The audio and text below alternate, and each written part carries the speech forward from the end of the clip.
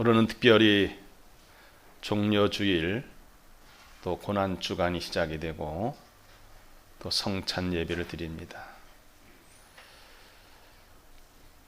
예수님께서 가신 그 길은 어떤 길인가? 인간은 매일매일 인생길을 걸어가고 있습니다. 내가 어떤 길을 택하느냐에 따라서 나의 흥망성쇠가 좌우됩니다. 예수님 말씀하셨습니다. 내가 곧 길이요 생명이니 나로 말미암지 않고는 아버지께로 올 자가 없느니라. 이렇게 말씀하셨습니다. 특별히 사순절 기간은 우리의 삶 속에서 우리의 삶을 점검해보고 우리가 한 말, 우리가 한 행동, 우리의 삶이 과연 주님이 십자가를 지고 우리 위해서 고난당하시고 온몸에 물과 피를 다 쏟으시고 우리의 죄값을 치르시고 구원하신 하나님의 뜻대로 살고 있는가를 점검하는 기회가 되어야 됩니다. 그래서 우리는 종려주일 고난주일을 맞이해서 예수님의 십자가의 고난과 죽으심을 묵상해야 되고 그 고난과 죽음이 기다리는 골고다의 길을 예수님께서는 죽음이 기다린 줄 알면서도 그 길을 걸어가셨습니다. 오늘 이 설교단에 보면은 보라색이 있고 제 스톨도 보라색입니다. 제 넥타이도 특별히 사순절 기간에는 제가 보라색 넥타이를 메고 있습니다. 왜 이 보라색을 상징합니까? 보라색은 특별히 참회와 또 금식과 경건과 절제, 회개 이런 여러 가지 우리의 생활 속에서 신앙적으로 성숙하고 또 성화된 모습으로 살아가기 위해서 경건의 연습과 훈련을 하는 기간입니다. 그런 뜻에서 오늘 우리는 이 고난주간을 맞이해서 오늘 주시는 말씀을 통해서 나의 사명이 무엇인가를 깨닫고 또 예수님의 뒤를 따라가기로 결단하는 귀한 시간이 되시기를 바랍니다. 그러면 예수님이 가신 길은 어떤 길이었을까요? 첫째로 하늘 보좌를 버리고 이 땅에 오신 길이었습니다.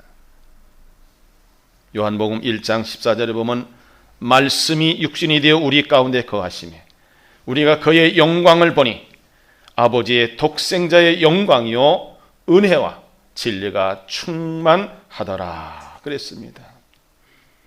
죄로 말미암아 모든 인간들이 망하고 또 지옥으로 갈 수밖에 없는 그런 고통 중에 있을 때 우리 하나님은 당신의 독생자를 이 땅에 보내셔서 우리를 구원하시기 위해서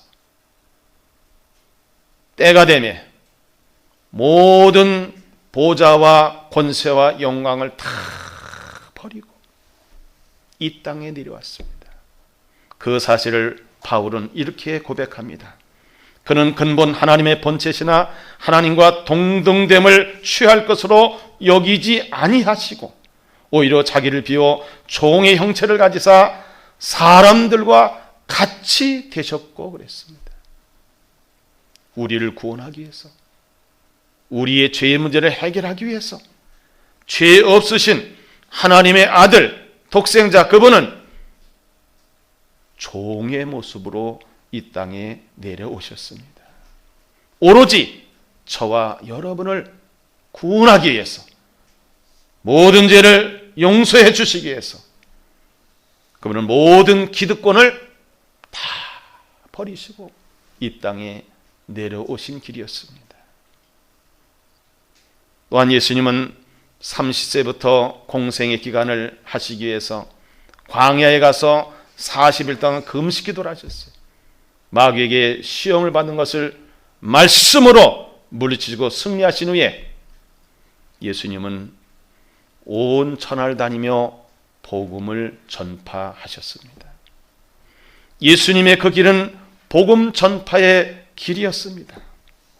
마가복음 1장 14절 15절에 보니까는 요한이 잡힌 후에 예수께서 갈릴리에 오셔서 하나님의 복음을 전파하며 이르시되 때가 찼고 하나님의 나라가 가까이 왔으니 회개하고 복음을 믿으라 하시더라. 이렇게 기록되어 있습니다. 또한 마가복음 1장 21절에 보면 그들이 가버나움에 들어가니라. 예수께서 곧 안식일에 회당에 들어가 가르치시매. 온 천지를 다니시면서 복음을 전파하시고 주일에는 교회에 오셔서 하나님의 말씀을 가르치셨다 그랬습니다. 예수님이 가시는 그 길은 복음 전파의 길이었습니다. 또한 예수님은 하늘나라의 복음만 전한 것이 아니라 당장 문제가 있는 사람들의 그 문제를 해결하셨습니다. 예수님의 그 길은 치유의 길이었습니다.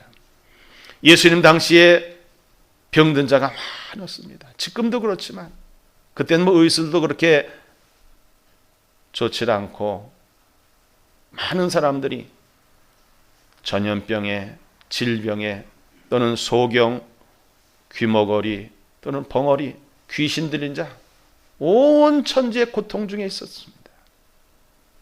예수님은 그들의 현실 문제를 해결하기 위해서 이 땅에 오셔서 그 병든 자가 있는 곳, 문제가 있는 장소를 친히 찾아다니시면서 병든 자는 치료해 주시고 귀신 들린 자는 쫓아내 주시고 회복시켜 주시고 치유하신 일을 감당하셨습니다. 이 시간도 예수님이 나를 치료하신 분이라고 믿는 분들에게는 2000년 전 예수님의 치유 역사가 나타났듯이 여러분에게도 분명히 나타날 줄을 믿습니다. 마가복음 1장 34절에 보면 예수께서 각종 병이 든 많은 사람을 고치시며 많은 귀신을 쫓아내시되 귀신이 자기를 알므로 그 말하는 것을 허락하지 아니하시니라. 오늘날도 교회에 오면은 문제가 있는 사람, 병든 사람, 해결받을 수 있는 근거가 뭡니까?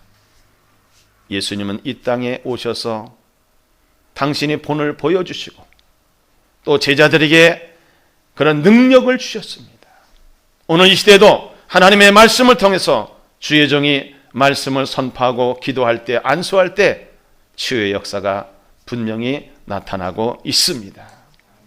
또 예수님은 고난과 십자가의 길을 가셨습니다. 오늘 본문에 보니까는 내가 예루살렘에 올라간다. 근데 거기에는 대제사장과 서기관들 많은 기득권자들이 나를 죽일 것이다. 그래도 나는 간다. 내가 죽고 있는 3일 만에 다시 살아나리라. 마가복음 10장 33절에 보면 보라 우리가 예루살렘에 올라가노니 인자가 대장과 서기관들에게 넘겨지매 그들이 죽이고 결의하고 이방인들에 넘겨주겠고 그랬어. 요한복음 19장 18절에 보면 그들이 거기서 예수 십자가에 못 박을세 다른 두 사람도 그와 함께 좌우편에 못 박으니 예수는 가운데 있더라. 양편에는 강도들이 못 박혀 죽고 가운데는 예수님이 십자가에 못 박혀 죽임을 당하는 겁니다. 빌립보서 2장 8절에 보면 사람의 모양으로 나타나사 자기를 낮추시고 죽기까지 복종하셨으니 곧 십자가에 죽으심이라. 이미 예수님이 오시기 전 700년 전에 이사야는 예수님의 그 고난당하는 모습을 이렇게 예언하고 있지 않습니까? 그가 찔림은 우리의 허물 때문이요 그가 상함은 우리의 죄악 때문이라. 그가 징계를 받음으로 우리가 평화를 누리고 그가 채찍에 맞음으로 우리가 나음을 입었도다. 우리는 다 양 같아서 각기 제 길로 갔거늘 여호와께서는 우리 모든 무리의 죄악을 주님께 담당시키셨도다 그랬어요. 예수님의 죽음은 헛된 죽음이 아니에요. 예수님의 고난과 십자가의 길은 헛된 길이 아니었습니다. 그것은 바로 우리를 살리고 우리를 구원하기 위한 그러한 고난과 십자가의 길이었습니다. 또 예수님의 가신 길은 죽음의 길이었습니다. 마가복음 10장 34절 상반절에 보면 그들은 능욕하며 침뱉으며 채찍질하고 죽일 것이다. 바울은 고린도서 15장 3절에서 내가 받은 것을 먼저 너에게 전하노니 이는 성경대로 그리스도께서 우리 죄를 위하여 죽으시고 그랬어요. 누구도 죽음을 피할 수 있다면 그 피하는 길을 찾을 겁니다. 예수님은 겟세마네 동산에서 기도하실 때 얼마나 간절히 기도했습니까? 아버지여, 할 수만 있거든 이 잔을 내게서 떠나가게 하옵소서. 그러나 아버지의 원대로 하세요. 내 뜻대로 마시고. 그의 땀방울은 떨어질 때 핏방울같이 되었다 그랬습니다. 왜 예수님이 우리의 죽어야만 됩니까? 로마서 5장 8절에 바울은 우리가 아직 죄인 되었을 때 그리스도께서 십자가의 죽으심으로 하나님께서 우리에 대한 사랑을 확증하셨느니라 그랬어요. 죽음의 길, 한 방울도 남김없이 온몸에 물과 피를 다 쏟으시는 죽음의 길, 예수님은 저와 여러분을 위해서 그 길을 가셨습니다. 그런데 이것으로 모든 것이 끝났다고 한다면 우리의 믿음도 헛것입니다. 그러나 예수님은 그 죽음의 길이 있지만은 당신이 하신 말씀대로 3일 만에 부활하시는 부활과 승리의 길이었습니다. 마가복음 10장 34절 하반절에 보니까 그는 3일 만에 살아나리라 하시니라. 고린도전서 15장 4절에 바울은 장사 지낸 바 되셨다가 성경대로 사흘 만에 다시 살아나사 그랬어요. 예수님은 이 길을 가시려고 높은 보좌를 버리시고 이 땅에 오셔서 복음을 전파하시면서 또 병든 자를 치료하시면서 고난과 십자가의 길을 가시면서 죽음의 길을 선택하신 것이 바로 저와 여러분에게 부활의 소망을 주기 위함입니다. 만약에 우리가 부활이 없다고 한다면 바울은 고백합니다. 우리가 믿음이 헛되는 것이다. 우리가 사는 것이 이 세상뿐이라고 한다면 우리는 불쌍한 존재다. 그러나 우리는 영원히 하나님 나라가 있는 것을 믿고 내가 죽었다가 예수님 재림할 때 부활한다는 사실을 나는 믿고 예수님 말씀대로 나는 부활이요 생명이 살아서 믿는 자는 영원히 죽지 않고 그냥 죽어도 다시 살아난다. 이 사실을 주님은 몸소 보여주셨습니다. 그래서 우리 기독교는 고난과 십자가 죽음의 종교로 끝나는 것이 아니라 부활의 종교입니다. 누구도 이 부활을 흉내낼 수가 없습니다. 예수님만이 하셨습니다. 그리고 예수님은 천국에 저와 여러분의 집을 예비하시러 가시는 길이었습니다. 요한복음 14장 1절로 3절에 보니까 너희는 마음에 근심하지 말라. 하나님을 믿으니 또 나를 믿으라. 내 아버지 집에 거할 곳이 많도다. 그렇지 않으면 너희에게 일렀으리라. 내가 너희를 위하여 거처를 예비하러 가노니 가서 너희를 위하여 거처를 예비하면 내가 다시 와서 너희를 내게로 영접하여 나 있는 곳에 너희도 있게 하리라. 그랬어요. 이 땅은 우리가 영원히 살 수 있는 곳이 못 됩니다. 이 땅은 영존처가 아니에요. 우리 이 세상을 조만간 떠나갈 사람들입니다. 이 땅에 살아가면서 우리는 하늘나라를 소망하면서 내가 하늘나라에 어떤 모습으로 갈 것인가, 어떤 모습으로 부활할 것인가를 생각하며 살아가야 돼요. 특별히 이 땅에 무주택자라고 해서 슬퍼하지 마세요. 비관하지 마세요. 이 세상에 고래등 같은 집을 짓고 아방궁을 짓고 살았다 할지라도 예수 믿지 않으면 지옥에 갑니다. 거긴 집도 없어요. 그러나 이 세상에서 무주택자로 지냈다 할지라도 진실하게 성실하게 살다가 믿음을 가지고 천국 가면 거기는 주님께서 미리 준비하신 우리가 상상할 수 없는 재료로 만든 집이 있다는 사실을 믿으시기 바랍니다. 그러므로 우리 예수님은 승천하시면서 천사를 통해서 너희들이 본 그대로 다시 오실 것이다. 근데 가시는 목적은 뭐냐? 우리 집을 예비하러 간다. 예수님께서 가신 길은 천국의 집을 예비하시러 가신 길, 바로 승천의 길이었습니다. 또 예수님은 재림 심판의 길을 가실 겁니다. 아직 오시지 않으셨지만 그는 예상하는 겁니다. 주님 말씀하셨기 때문입니다. 데살로니가전서 4장 16절 17절에 보니까 주께서 호령과 천사장의 소리와 하나님의 나팔 소리로 친히 하늘로부터 강림하시리니 그리스도 안에서 죽은 자들이 먼저 일어나고 그 후에 우리 살아남은 자들도 그들과 함께 구름 속으로 끌어올려 공중에서 주를 영접하게 하시리니 그리하여 우리가 항상 주와 함께 있으리라 그랬습니다.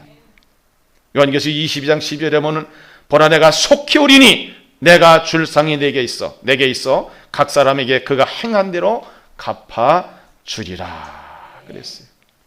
천국에 상급이 쌓여 있고 면류관이 준비되어 있는데 우리가 이 땅에서 어떻게 신앙생활하냐, 그것으로 받을 수 있다는 겁니다. 요즘에 시한부 종말론, 요즘에 또 여기저기서 그런 조짐이 일어납니다. 그러나 우리는 종말론은 믿습니다. 그러나 시한부 종말론은 믿으면 안 돼요. 내가 언제 주님 오실지 몰라요. 내가 언제 주님 앞에 갈지 모릅니다. 그 종말을 위해서 준비하는 것은 중요합니다. 그러나 어떤 시간을 정해놓고 종말이라고 하는 사람들은 이단들입니다. 조심하시기 바랍니다. 우리는 언제든지 예수님이 언제 오시든지 내가 언제 주님 나라에 갈 건지를 모르지만은 항상 이런 자세로 살아가야 됩니다. 요한계시록 22장 20절에 보니까 이것들을 증언하시니가 이르시되 내가 진실로 속히 오리라 하시거늘 아멘 주 예수여 오시옵소서. 마라나타의 신앙을 가지시길 바랍니다. 그럼 우리가 생각할 것은 우리 앞에는 두 갈래의 길이 있다는 사실을 알아야 됩니다. 하나는 내려가는 길입니다. 누가복음 10장 30절에 예수님께서는 선한 사마리아 사람 비유를 통해서 이런 말씀하십니다. 예수께서 대답하여 이르시되 어떤 사람이 예루살렘에서 여리고로 내려가다가 강도를 만나매 강도들이 그 옷을 벗기고 때려 거의 죽은 것을 버리고 갔더라. 여기 지금 강도 만난 사람은 유대인입니다. 예배를 드리고 신앙생활 잘하고 천국을 바라보며 살아야 될 사람이 세상으로 내려가는 거예요. 제가 성지순례를 20여 년 전에 가서 보니까는 실제로 예루살렘과 여리고는 엄청난 지형적인 차이가 있어요. 여리고는요, 해수면보다도 더 낮은 곳이에요. 사해가 보통 해수면보다 낮은 곳이 사해잖아요. 그곳이 바로 여리고예요. 육신의 생각은 사망입니다. 오감을 통해서 느끼는 대로 누리면서 즐기면서 살라고 하다가는 천국과는 관계가 없는 삶을 살아가는 겁니다. 그건 세상 길입니다. 그러나 올라가는 길이 있습니다. 그건 신앙의 길입니다. 이 길은 좁은 길이고 협착한 길이고 힘든 길이에요. 그러나 내려가는 길은 쉽습니다. 그 길은 더 넓은 길입니다. 올라가는 길을 생각해 보세요. 항상 유대인들은 예루살렘을 소망하면서 예루살렘 성전에 올라가서 큰 기쁨으로 여겼습니다. 시편 122편 1절과 2절에 보면 사람이 내게 말하기를 여호와의 집에 올라가자 할 때에 내가 기뻐하였도다. 예루살렘아 우리 발이 네 성문 앞에 섰도다. 교회 가는 날, 예배 드리는 날, 예배 드리러 가자, 교회 가자 할 때는 우리 마음이 들뜨고 기뻐야 되는 거예요. 그게 정상입니다. 부담스러운 사람은 아직도 세상 길로 내려가고 있는 거예요. 억지로 오는 사람 세상 길에 아직도 한 발이 있는 겁니다. 로마서 8장 6절 하반절에 보니까는 영의 생각은 생명과 평안이니라 했어요. 영의 귀가 열려야 돼요. 영의 눈이 열려야 되고 영의 입이 열려야 돼요. 그렇지 않으면 우리는 오감을 통해서 느끼는 세상적인 방법, 세상적인 것으로 즐기려고 하다 보면 천국과는 관계가 없는 삶입니다. 지금까지 그런 삶을 살았다면 오늘 여러분은 올라가는 길을 택해야 돼요. 천국까지 올라가는 길을 택하시기 바랍니다. 그 길은 외로운 길이고 좁은 길이고 고난의 길, 십자가의 길이에요. 그러나 그 길을 묵묵히 가다 보면 나는 힘들어도 성령께서 통행하여 주실 줄을 믿습니다. 마지막으로 나의 사명과 선택은 어떻게 되겠습니까? 첫째는 좁은 문, 좁은 길을 택하시길 바랍니다. 좁은 문으로 들어가고 좁은 길로 가야만 천국에 다다를 수 있습니다. 마태복음 7장 13절 14절에 보니까 좁은 문으로 들어가라. 멸망으로 인도하는 문은 크고 그 길이 넓어 그리고 들어가는 자가 많고 생명으로 인도하는 문은 좁고 길이 협착하여 찾는 자가 적음이라 그랬습니다. 우리는 우리 앞에 십자가 길이 있다면 그 길을 자원하며 가야 됩니다. 예수님 말씀하시죠. 마태복음 16장 24절에 누구든지 나를 따라오려거든 날마다 내 자신을 부인하고 내가 질 십자가를 치고 나를 따르라. 또 마태복음 6장 24절에 예수님 한 사람이 두 주인을 섬기지 못할 것이니 혹 이를 미워하고 저를 사랑하거나 혹 이를 중히 여겨 저를 경히 여김이라. 너희가 하나님과 재물을 겸하여 섬기지 못하느니라. 십자가의 길은 재물을 분토와 같이 여기는 삶이 십자가의 길이에요. 재물을 주려고 하는 길은 그건 십자가의 길이 아니에요. 그건 세상 길이고 여리고로 내려가는 길입니다. 예수 믿고 부자 되고 떵떵거리고 살라고 교회 옵니까? 그건 잠깐의 쾌락과 잠깐의 누림을 통해서 행복한 삶을 살았다고 하겠지만 그러나 미래는 희망이 없습니다. 평생 예수 믿고 고난당하고 힘들고 어려운 과정 십자가의 길을 간다 할지라도 영원히 죽지 않고 사는 하나님 나라에서 영생할 수 있다면 우리는 그 길을 택해야 되는 겁니다. 갈라디아 6장 10절에 보니까는 이후로는 누구든 나를 괴롭게 하지 말라. 내가 내 몸에 예수의 흔적을 지니고 있노라. 예수의 흔적이 무엇입니까? 십자가의 흔적. 날마다 바울은 십자가만을 자랑한다고 했습니다.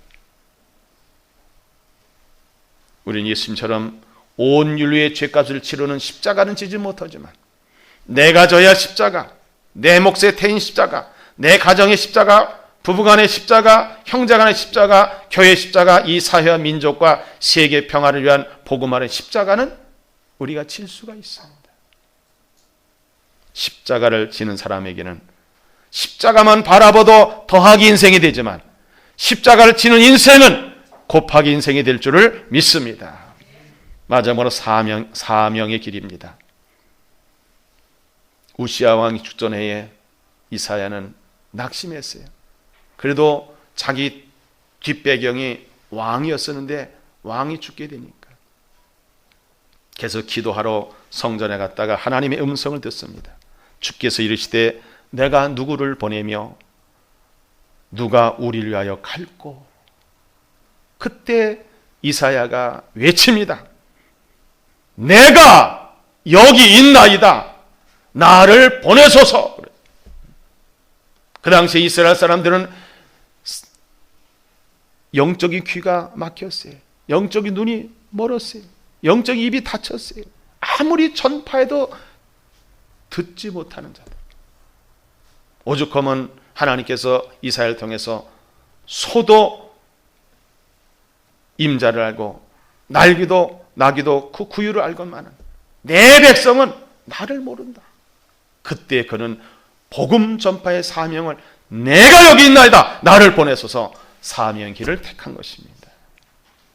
또 예수님 지상명령 있죠. 그러므로 너희는 가서 모든 민족을 제자로 삼아 아버지와 아들과 성령 이름으로 세례를 베풀고 내가 너에게 분부한 모든 것을 가르쳐 지키게 하라. 그리하면 내가 세상 끝날까지 너희와 항상 함께 있으리라. 우리는 올라가는 길을 택해야 돼요. 좁은 문으로 들어가고 좁은 길을 택해야 돼요. 십자가의 길을 가야 되는 거예요. 복음 전파의 사명의 길을 가야 되는 거예요.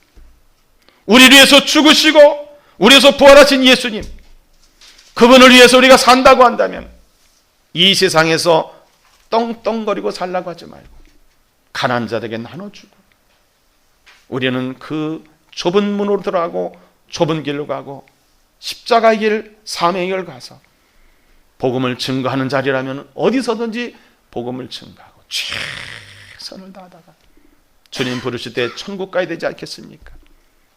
그런 결단한 마음으로 우리는 찬양을 함께 부르겠습니다.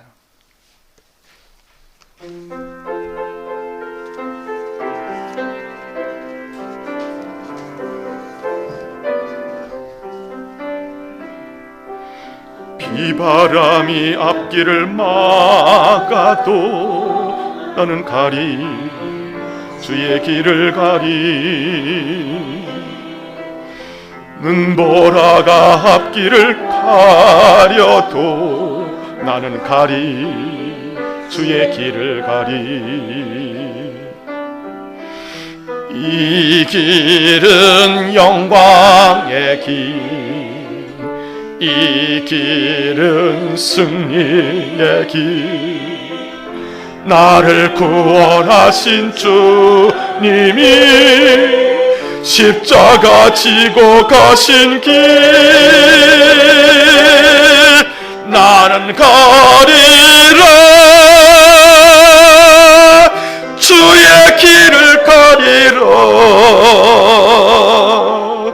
주님 발자취 따라 나는 가리라 나는 가리라 주의 길을 가리라 주님 발자취 따라 나는 가리라 험한 파도 앞길을 막아도 나는 가리 주의 길을 가리 모진 바람 앞길을 가려도 나는 가리 주의 길을 가리 이 길은 고난의 길 이 길은 생명의 길 나를 구원하신 주님이 십자가 지고 가신 길 나는 가리라 주의 길을 가리라 주님 발자취 따라 나는 가리라 나는 가리라 주의 길을 가리라 주님 발자취 따라 나는 가리라 하나님 감사합니다. 우리를 위해서 높고 높은 보좌를 버리시고 이 땅에 오셔서 복음을 전파하시며 치유하시며 고난과 십자가 길, 죽음의 길, 그리고 부활의 길, 승천의 길, 재림의 길을 택하신 주님, 우리가 그 은혜와 사랑을 받았으니 우리도 이제 찬양으로 고백했듯이 주의 길을 가겠습니다. 주님 발자취를 따라 가겠습니다. 이제는 좁은 문으로 들어가고 좁은 길로 가겠습니다.